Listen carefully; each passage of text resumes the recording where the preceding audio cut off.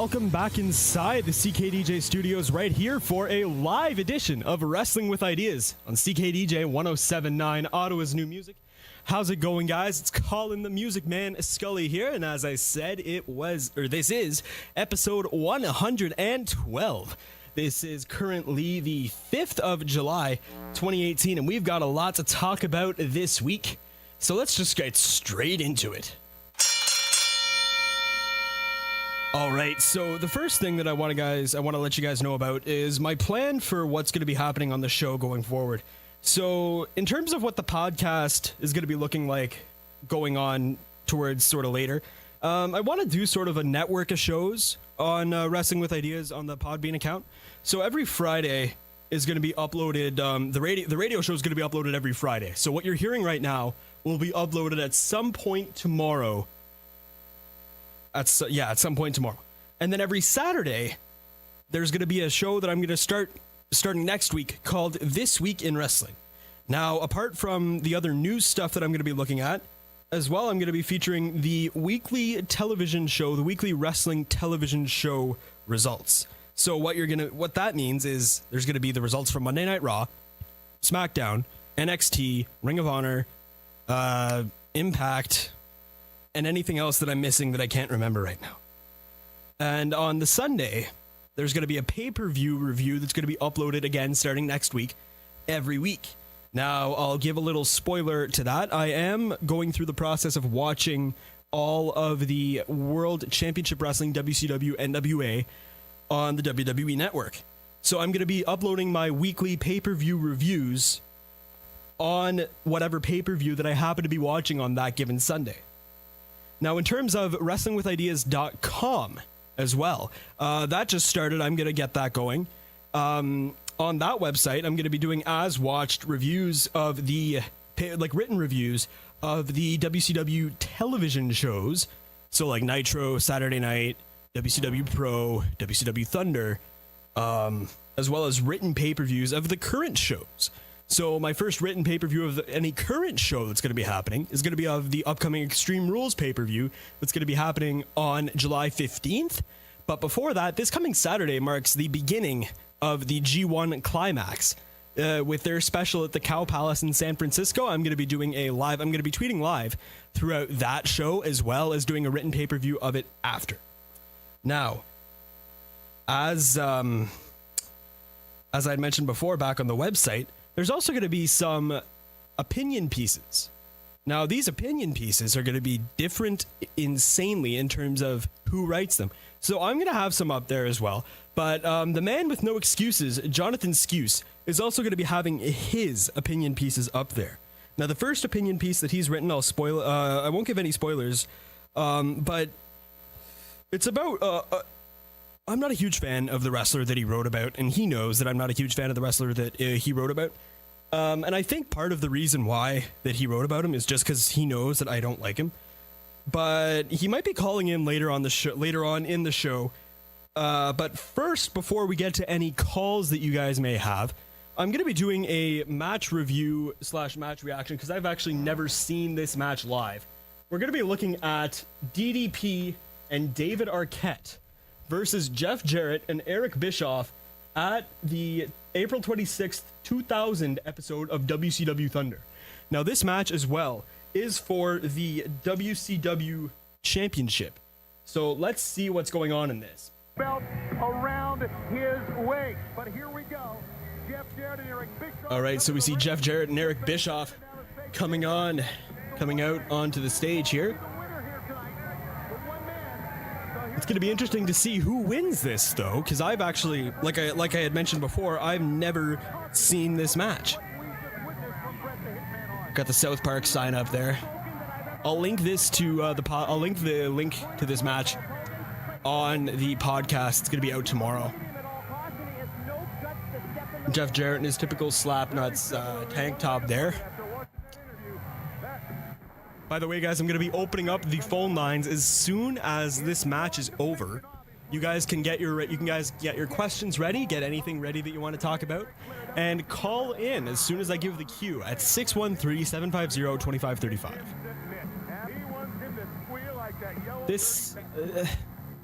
Now, as I understand it, at this point in WCW, the quality of the wrestling wasn't exactly the best. All right, now we've got actually David Arquette and DDP coming down to the ring. Can somebody at this point, whether you tweeted at me or whether you call in and let me know, what the hell is with David Arquette in WCW?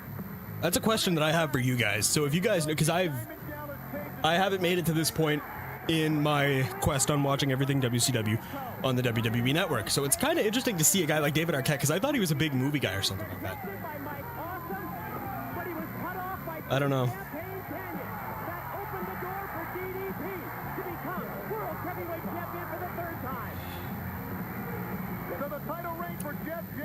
All right, so you see the match just about to get going here. Ring announcers wondering what's going on. Pinder wouldn't know. He just said, he told Pinder, he said, where's the ref? The ref.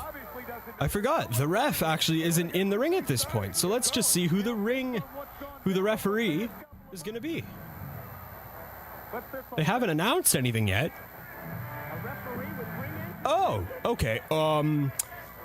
If you guys can hear the music, you guys will know that this is the music of Kimberly.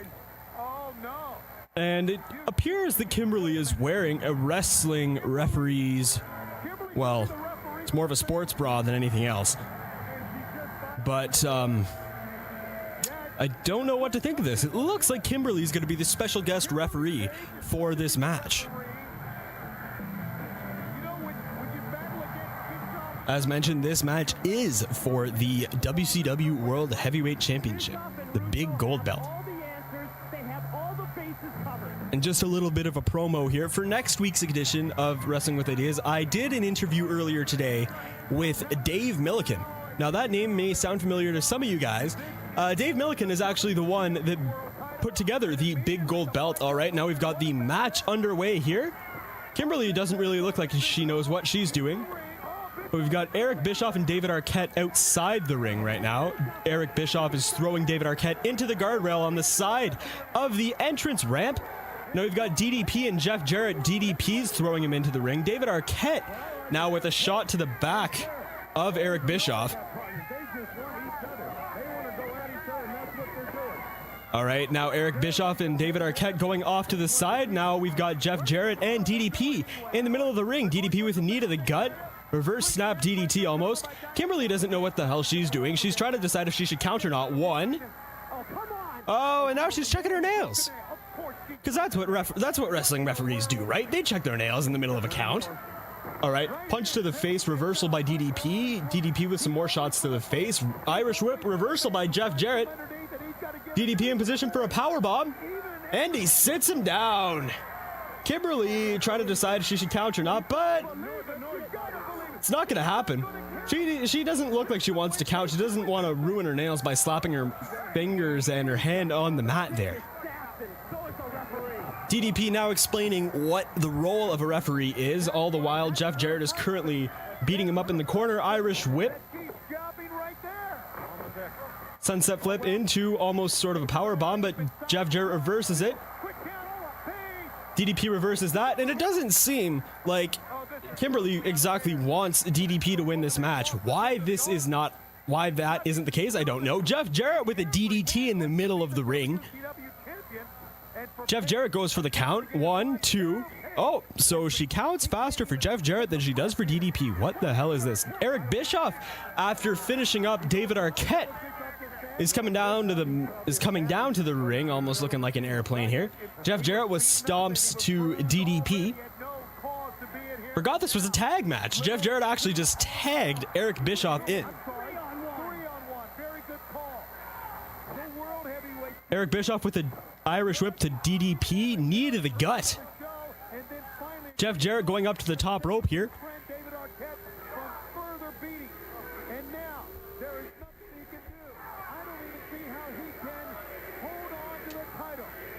Tag to Jeff Jarrett, my bad. Attacking him in the corner is Jeff Jarrett, him being DDP. Kimberly just in the back trying to look, I don't know. DDP almost staring at Kimberly, trying to get Jeff Jarrett to get off of him. Continuing the assault on DDP is Jeff Jarrett, tagged to Eric Bischoff. Eric Bischoff enters the ring now. It's almost looking like the double team Irish whip comes off.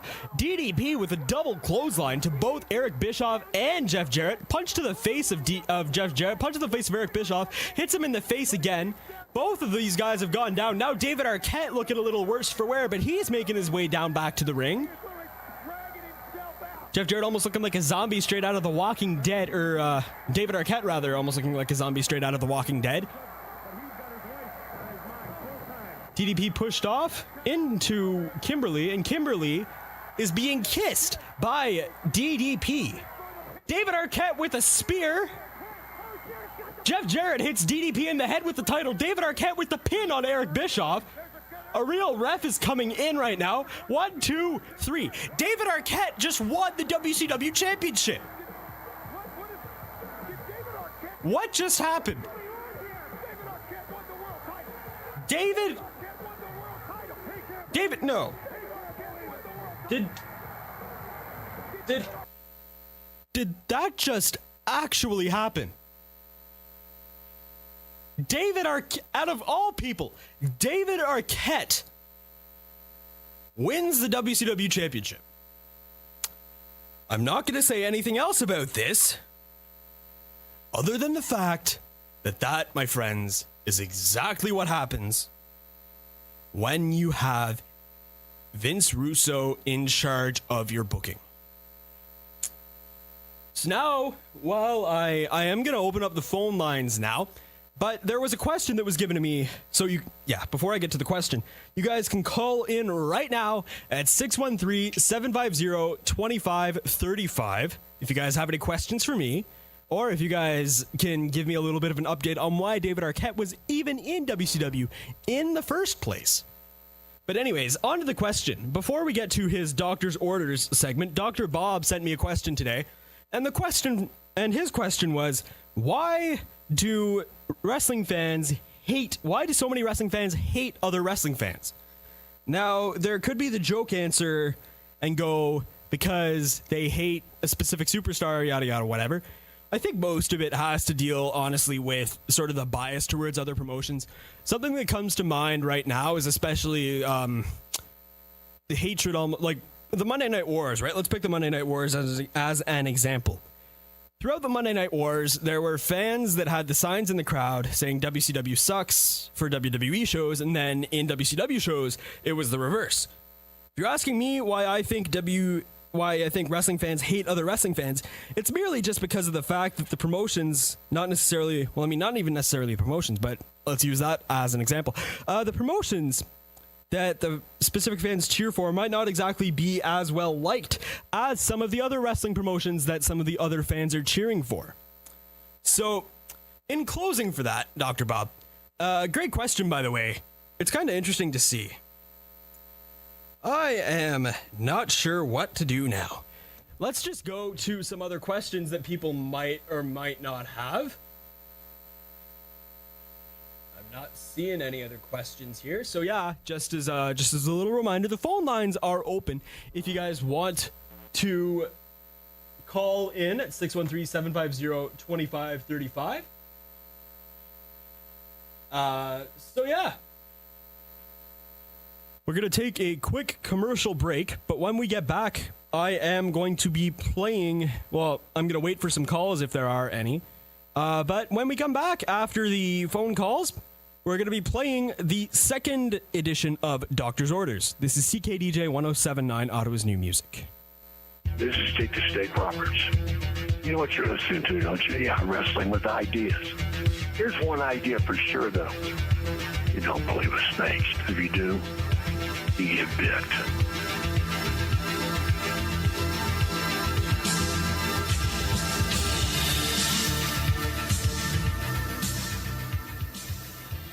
Welcome back inside the CKDJ studios right here for Wrestling with Ideas on CKDJ 1079, Ottawa's new music.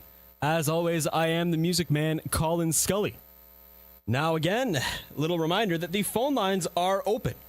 You can call in at 613-750-2535.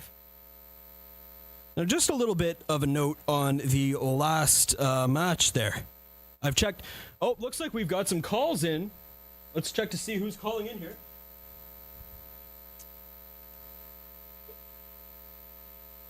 Hello, you're on the air. How's it going?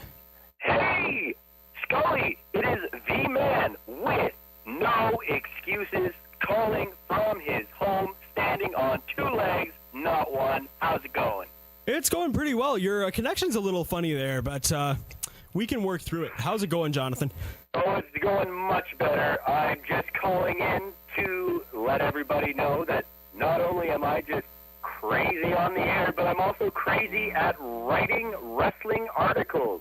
And I've got one coming up on your website very shortly. You do. Now, as I mentioned in the first segment there, the article's about Roman Reigns. Now, I have a question for you. Was the article on Roman Reigns written purely out of spite for me not liking Roman Reigns? I'd say that's only about maybe 10%. I know you don't like Roman Reigns, but I trust that I did not pick this subject because it would anger you. I was actually at work the other day listening to some Bruce Pritchard podcast, and in the back of my head, I was just thinking, how do we get Roman Reigns over? And it just hit me. Good God, pal. So I had to write an article about it because I'd like to try my hand at some stuff like that. And, well, as you can tell when it comes on the website, you can judge for yourself as to what crazy direction I take Roman Reigns in this week. Yeah, so as you mentioned, the article for the listeners is about how Jonathan Skuse, the man with no excuses, believes that the creative department of WWE can get Roman Reigns over. With everybody. With everybody, that's right. Now, were you watching Monday Night Raw this past Monday night? Yes, I was, and I must say that I was left very mild after very certain matches that I might not agree with. Right. Now, there was one thing that struck me that I immediately messaged you as it was happening. There was a very specific program that that WWE ran about 5 years ago, I believe it was now, with Daniel Bryan and Kane. Now, just recently reunited. Yeah, now that we see that they're just recently reunited, there's something else that just made... Well, there's someone else that just made his return. Dr. Shelby is now back on WWE television. But Jonathan, why don't you tell the fans why? As this is not for the reason that they may think. Well, even though Team Hell No has recently reunited and Dr. Shelby is most famously known for dealing with Kane and Daniel Bryan's anger management issues, we're taking it to a different couple this time. We got Dr. Shelby doing some anger management counseling with best friends, perhaps, Sasha Banks and Bayley. Right. Now, I've got a question for you there, Jonathan. All right. There was something that was tweeted out recently by, I can't even remember who the tweet was about. Forget everything here. Do you have any questions for me? Yes, I do. I've got 2 questions for you and 1 side note. My first question for you is, what do you think the end game is going to be for the Finn Balor Baron Corbin angle that's coming up? Honestly, it could go either way. I was watching Raw this past Monday night, and I think you saw the tweet that I put out, where it was like, I didn't believe... When I saw Baron Corbin cut that promo that he cut about... I can't remember what it was, but I had tweeted out that I couldn't believe that there was a promo that it was possible to be worse at promos than Roman Reigns. But after seeing that promo that Baron Corbin cut on Monday night, I believe that Baron Corbin is arguably worse at promos than Roman Reigns. But to answer the question about what the end game is, I can honestly see either Finn Balor beating the crap out of Baron Corbin at a TGI Fridays. Like, you know how a couple, I think it was maybe 10 years ago, 10, 15 years ago, there was the supermarket match between Stone Cold Steve Austin and Booker T? Yeah, that was a famous segment on Raw. Yep, so they're going to do the same thing with Finn Balor and Baron Corbin, but inside of a TGI Fridays. That'd be pretty cool. I'd love to see creative take in that direction. All right, and you said you had 2 questions as well, I think? Yes. If you could put one tough SOB from New Japan Pro Wrestling that is a part-timer, and one tough SOB from WWE, who is also a part-timer, in a cage match on television. Who would win between Minoru Suzuki and Brock Lesnar? I would hope that Minoru Suzuki would win, but it depends. Well, I mean, SOB? It depends. Yeah. Now, I have a question about this though. Is this on a WWE show or an NJPW show? This is an indie show that is neither, because I want it to be a nice, clean playing field. You know what I mean? Yeah. I would say Suzuki would win, only for the reason that Brock Lesnar at indie shows doesn't work. No? No. You don't think he doesn't show up to Raw? He wouldn't show up to an indie show? He'd win by countout? No. He wouldn't even... I don't know. Hey, that's some creative booking, man. Yeah. And you said you had a side note, too? Yeah. Who's your favorite Paul? Paul Bear or Paul E. Dangerously? Now, I was texting you while I was watching, I think it was Great American Bash, either 88 or 89, and I was watching the Tux match between Paul E. Dangerously and Jim Cornette. I gotta be honest with you. I'm not used to seeing Paul Heyman E. Dangerously, whatever you want to call him, with as much hair as he had back in the late 80s. So just for that reason, I am gonna say that Paul E. Dangerously is my favorite Paul. Just for the reason that Paul Heyman looks scarier without the hair than he does with the big whatever he had. Oh no! You picked the wrong Paul Scully! Was Paul Bearer one of the options? Oh, you said Paul Bearer or Paul E. Dangerously? Yeah! Oh, Jesus. I thought you said Paul Heyman. I thought you were talking about like which era of Heyman. Okay. I did not say Paul Heyman for that specific gimmick. I want not the person. I want to know the gimmick. Oh, Paul Bearer then by far. Oh, God! Now, You have an excellent radio show, my friend, and stay tuned to the website for this upcoming article. That's right. WrestlingWithIdeas.com will feature the debut of Jonathan Skuse as a writer that is published. John, thanks for calling in, man. We look forward to having you again on the show someday. No problem. I'd be glad to be back, pal. Yeah, no problem. See you. All right. All right, Jonathan Skuse. Now, as I mentioned before, this is the debut episode, or the second episode, rather, of Doctor's Orders. So let's listen into that. This is CKDJ 1079.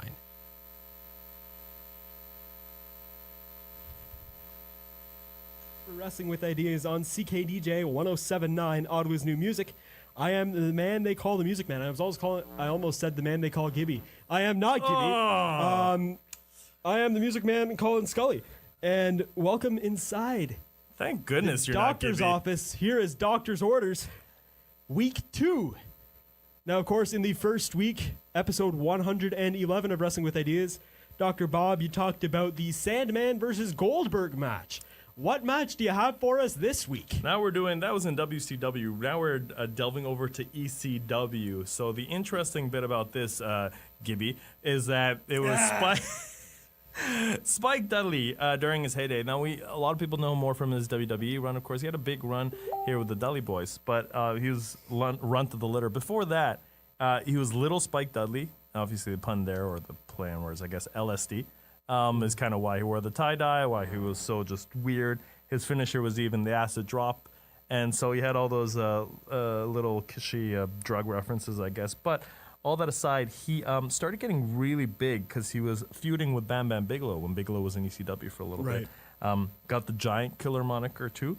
And for a little bit, Spike Dudley was on a tear where part of it was that he was beating much, much, much bigger men to kind of push him as valid against his Almost like a Daniel Bryan versus Big Cass circa 2018. Big Cass, who's that? Yeah. I feel like I remember that name somewhere. Yeah, so Spike Dudley was beating giants at this point, the Giant Killer. Now, what's super interesting about this is kind of old school fans, I think, will remember Kamala. Right. Awesome character. Jim Harris, I believe, and he had different monikers like Sugar Bear Harris, all this stuff. Just going from memory, but his biggest sort of acclaim was here as Kamala.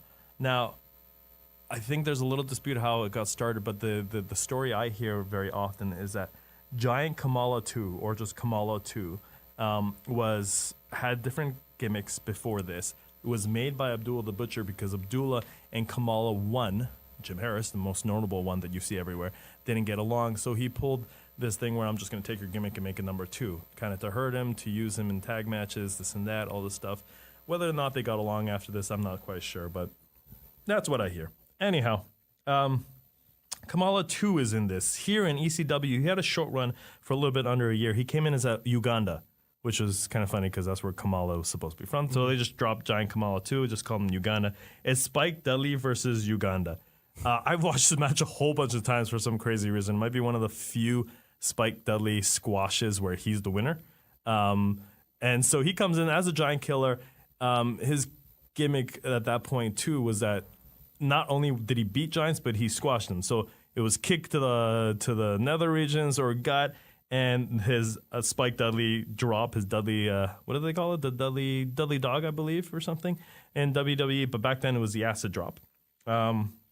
So like I was saying, Kamala at that point had a run, and actually it was fairly successful in terms of he had some big matches with guys like RVD when a whole string of matches with RVD, had a whole bunch of wins. Don't know, I guess they stopped using him, but he got squashed by Spike Dudley. It was 23 seconds, actually. Are you serious? Just a kick and a Dudley death drop. Crowd goes wild. They're starting to fall in love with Spike. Bigelow did good by him. He really helped put him over. That famous visual, one of ECW's big ones, where he goes crowd surfing. Bigelow picks him up, gorilla press, throws him into the crowd. None of that, I believe, would have been possible if Spike Dudley hadn't had some big wins over some much bigger opponents like Uganda. I think as a character work, Kamala 2 was never up to what Kamala was. But, I mean, having Kamala in this one and getting squashed too would have been really funny. This was on ECW on TNN. A lot of people have problems, especially hardcore ECW fans, with acknowledging the ECW on TNN run. I liked it. That was my first exposure to ECW back in probably 99 when I first started watching it. And although ECW themselves really hated the whole thing too, the ECW on TNN episodes, it gave people visibility, and I was able to go back and appreciate some of their history and some of their first start before it got on TNN. The show itself also had 2 crazy matches, and Mike Awesome defending the ECW World Title against Too Cold Scorpio. Really? Yeah. Now, this is from when exactly? This is, I don't know if I mentioned it. It's the 16th episode on ECW on TNN, taped on December 2nd, aired on December 10th of 1999. All right, cool. Yeah, and so Too Cold Scorpio obviously had a great run in ECW. Yeah. Teamed with the Sandman at many points. He wrestled a lot of the upper talent, had some great matches with guys like Dean Malenko. I want to say Dean Malenko, Eddie Guerrero. On both sides, had that famous match with the Steiners as well. And the main event of that show was Just Incredible versus Sandman. So Jim Harris was not Uganda, was not Giant Kamala 2, who Giant Kamala 2 was the Botswana Beast. He was, I think there was a Ben Peacock somewhere in there, had a bunch of different characters. But important in terms of if you're a big Spike Dudley fan, if you're an ECW on TNN fan, if you're a Bam Bam Bigelow fan, if you're an ECW fan overall, important, I think, as a quirky little side note that yes, little 105, 110 pound Spike Dudley was squashing some big opponents. Go check it out, YouTube. The whole thing will last way longer than this review of it, but a bunch of fun tidbits. And long live ECW. Those have been the doctor's orders. So that was a very interesting take on another very interesting match. We're going to take another quick commercial break. When we come back, I did an interview earlier today with the current NWA British Commonwealth champion, Dom Boulanger. Dominator Dom Boulanger calls into the show right after the break on CKDJ 107.9.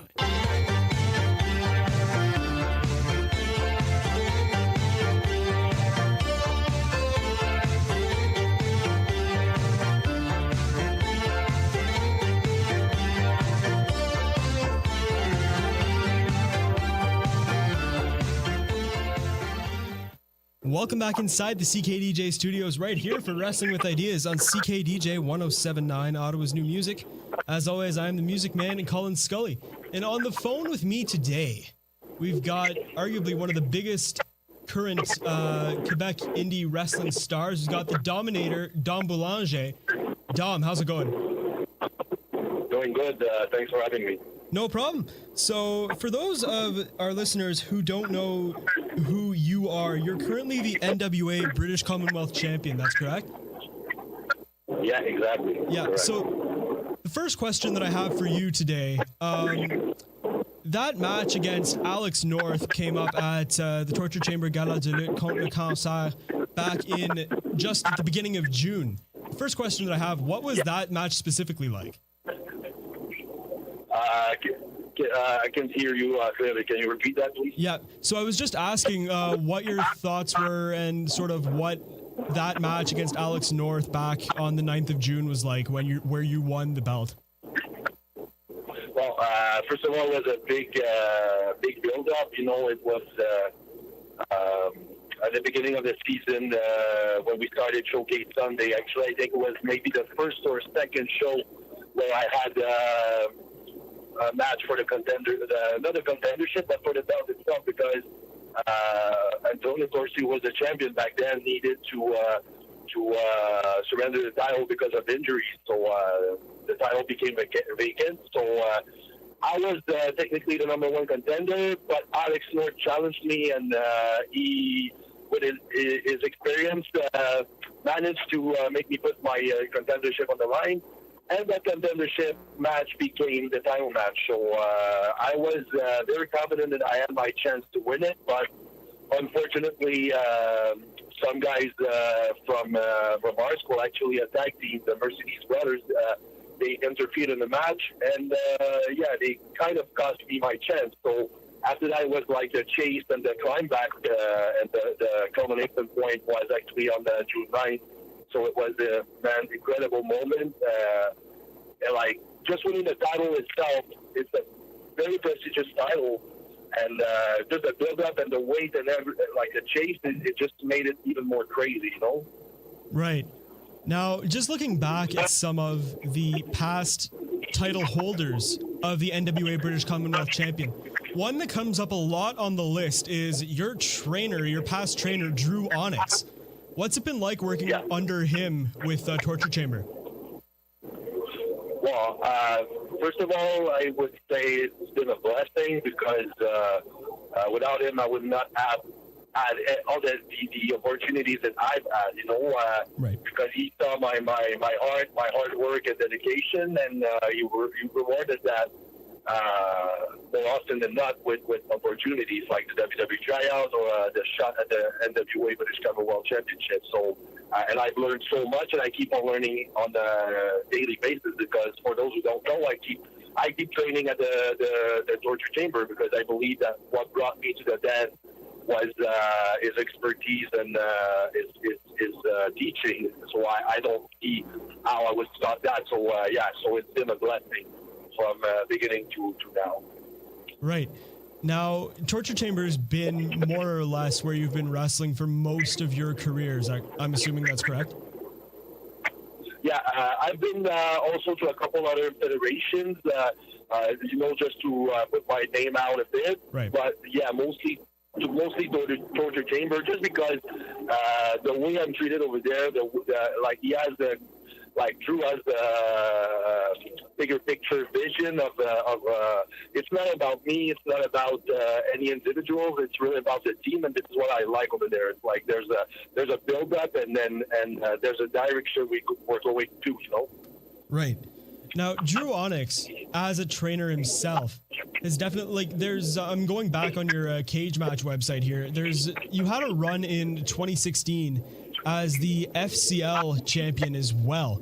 What was that championship run? And then you've got a couple of defenses against Drew Onyx here. Those matches there, what were those ones like?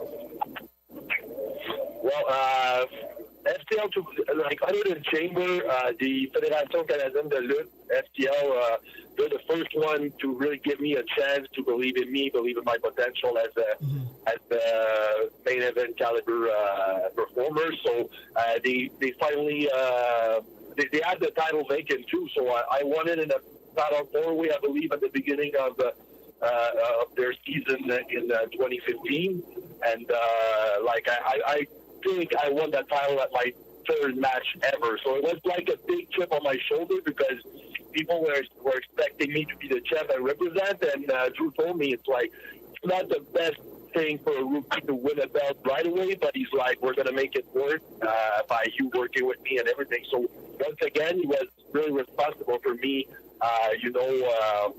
being legend as a performer and as a champ, I believe. And that title really meant a lot for me because it was my first one, and I kind of took pride in putting prestige back in that title, and I finally dropped it, I believe it's 616 days later to max 6 testosterone. Right. But I had a couple of defenses against Drew. Like one that I really remember was a crazy match over there, and I think the fans really enjoyed it. Mm-hmm. Now, with guys coming out, you just recently, actually, back in February, you were given a WWE tryout because of your relationship with Torture Chamber. Now, with guys like Drew Onyx having that relationship with the Performance Center down in Orlando, what do you think that's going to mean for future wrestlers coming out of Torture Chamber to have such a chance like that? Well, I would say it depends because the words given are really, are not. I think are not the proper words here because Drew, he will try and do the best for his students, but at the same time, let's not forget that he has a reputation that he built with WWE, and I believe that it is really important that if he sends someone over there, that person represents, and not only represents, but perform, because that's what it's all about. It's one thing to go over there, go through that tryout, and not make too much waves, and that's it. But the thing is, when he actually gave me the news that I would be able to attend a WWE tryout, he specifically chose me to be the first representative from the school, and that I took it to heart because it's like he put all his trust in me to represent him, the school, and all my peers. So it's really like it's not that much about being at the torture chamber, but it's really more about dedication, hard work, and being relentless. I think that these are the things that are going to make someone maybe beneficiate from that relationship, like you said. Right. Now, you mentioned the hard work, the dedication, and taking everything to heart. Over the course of the past couple of weeks, as we've been trying to set this interview up, I have been watching a lot of your matches, and that's definitely the one thing that I see coming through is I can see that you've been working because you're fairly new to the wrestling scene, and I can already see through there that you're coming through as definitely one of the hardest working guys coming out of the Quebec scene. Is there anybody that you're trying to model your style of wrestling and style of being who you are after? Did you have any big inspirations almost? Well, obviously you need to emulate the ones that you, the performers that you like, the performers that you would like to be like, but at the same time, I'm really trying to brand myself as myself. Like I am Don Boulanger. This is who I am, and this is what I'm trying to brand, through social media, through my matches and everything. But of course, I have examples of people that I'm trying to emulate. Growing up, I had the chance to watch because I kind of started watching wrestling pretty late. I started around 12, 13 years old, and by that time it was mostly Triple H, Randy Orton, Batista, all those guys. But I would say that I really like the intensity of Triple H, the kind of superhero side of John Cena, the smoothness of Randy Orton, of course The Rock also. So all those guys, I'm trying to pick some things that they do, but make it my own. And it's all about presence, I believe. And so I'm just trying to be bigger than nature as much as I could, and at the same time being humble because in the end it's not about us that much, it's about the fans, and I'm trying to carry on that message and that thinking that I am. So. Right. I'm sorry, you're probably one of my favorite wrestlers coming out of the Quebec scene right now, and it's only a matter of time before we see you moving on to the next level.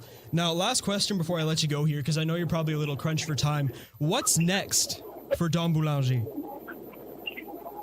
Well, obviously, we never know what the future may have in store, but Right. it's no secret that my goal is WWE. It's been ever since I started at the school, at the torture chamber.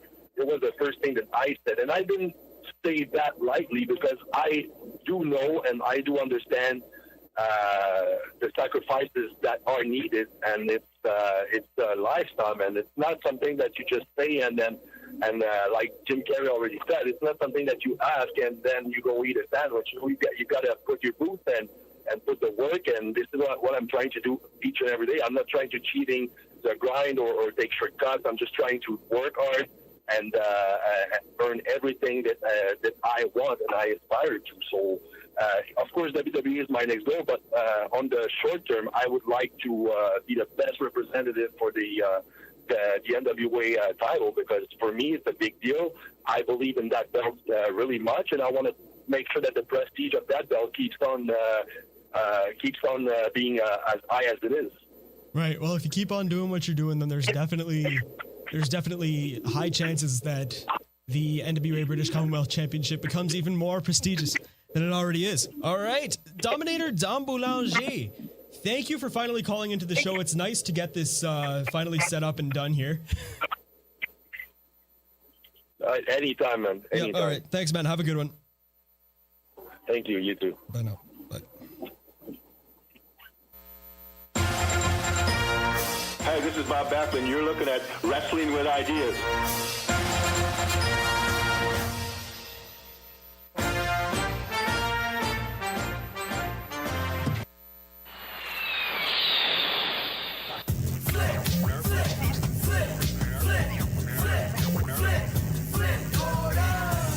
Hey guys, this is Flip Gordon, and you are listening to Wrestling with Ideas. Look in the sky, watch you fly, I'm the man ride. I see you try, but you're running and you can't, I know. Welcome back inside the CKDJ studios right here for Wrestling with Ideas on CKDJ 107.9, Ottawa's new music. You guys already know who it is. It's Colin the Music Man Scully here. And this Saturday marks a very exciting time for wrestling fans, and more specifically, marks a very exciting time for wrestling fans, international wrestling fans, shall we say. This Saturday marks the second annual G1 special in USA for the New Japan Pro Wrestling G1 Climax. Now, this year's G1 Climax is going to be very, very interesting. We've got some good matches here. Now, let's, I'll take a look. I'm looking at a little thing here saying who is in this. So let's just go and look at a list of who exactly is going to be in this year's show.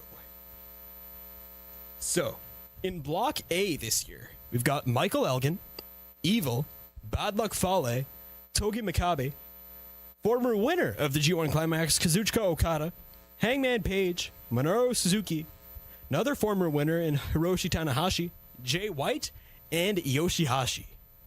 Now, that might seem exciting, but then you look at the second one. Then you've got Hiroki Goto, Kota Ibushi, Tomohiro Ishii, Tetsuya Naito, Kenny Omega, Juice Robinson, Zack Sabre Jr., Sanada, Tama Tonga, and Toru Yano. If you were to ask me who I thought would win this, you can't see. Here's the thing: is you can't really predict who is going to win the G1 Climax every year. Now, last year we saw Tetsuya Naito win. But if you were to ask me right now, just based off of who I think, because keep in mind, I've not been watching New Japan for all that long, but just looking at, based off of what I've seen, I'm either going to go with someone like a Kenny Omega winning this just to create some more storyline. But if you were to ask me who my dark horse to win this is, I would go with Jay White. I know it's his first time, like Hangman Page and Jay White, this is their first time competing in the G1 Climax. But there are some matches here that are kind of interesting to look at in terms of who is like. So let's look at some of the key matchups here. We've got Kazuchika Okada versus Jay White on the 14th. On the 15th, you've got Kenny Omega versus Tetsuya Naito. The 16th, you've got Tanahashi versus White. 19th, Goto versus Omega. 20th, Okada versus Page. 21st, there's a big list here of a bunch of big matches that are going to be happening. Now, again, if you're to ask me who my dark horse is to win, I would definitely have to go with Hangman or Jay White. Now that is going to wrap things up here on this week's episode of Wrestling with Ideas. Thank you guys for listening. If you guys have any questions for next week's episode of the show, make sure to get those in as soon as you can. I have been the Music Man. You can follow me at CD_the Music Man. You can follow Wrestling with Ideas at Wrestling with Ideas. You can tweet us there. You can follow us on Instagram at Wrestling with Ideas. You can like Wrestling with Ideas on Facebook. You can also like my page called Music Man Colin Scully. Thank you guys for listening. And as always, have a good one. Broadcasting at 107.9 from Ottawa, Ontario. This is CKDJ FM. CKDJ News. From the National Newsroom of the Canadian Press, I'm Roger Ward. Prime Minister Justin Trudeau met in Toronto today with new Ontario Premier Doug Ford.